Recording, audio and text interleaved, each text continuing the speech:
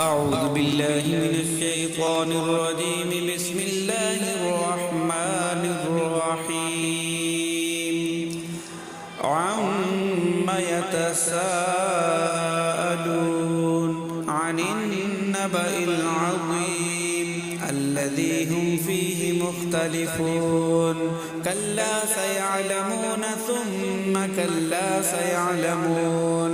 ألم نجعل الأرض مهادا والجبال أوتادا وخلقناكم أزواجا وجعلنا نومكم سباتا وجعلنا الليل لباسا وجعلنا النهار معاشا وبنينا فوقكم سبعا شدادا وجعلنا سراجا وهاجا وأنزلنا من المعصرات ماء ثجاجا لنخرج به حبا ونباتا وجنات ألفافا. إن يوم الفصل كان ميقاتا يوم ينفخ في الصور فتأتون أفواجا وفتحت السماء فكانت أبوابا وسيرت الجبال فكانت سرابا.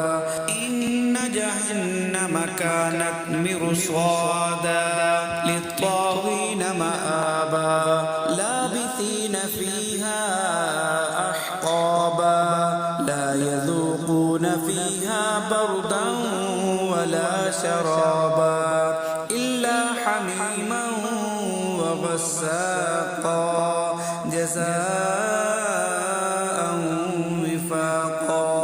إنهم كانوا لا يرجون حسابا وكذبوا بآياتنا كذابا وكل شيء أحصيناه كتابا فذوقوا فلن نزيدكم إلا عذابا. إن للمتقين مفازا حدائق وأعنابا وكواعب أترابا وكأسا دهاقا لا يسمعون فيها لغوا ولا كذابا جزاء من ربك عطاء حسابا. رب السماوات والأرض وما بينهما الرحمن لا يملكون منه خطابا. يوم يقوم الروح والملائكة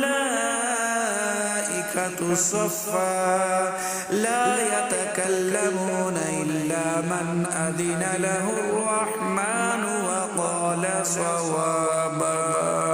ذلك اليوم الحق فمن شاء اتخذ إلى ربه مآبا.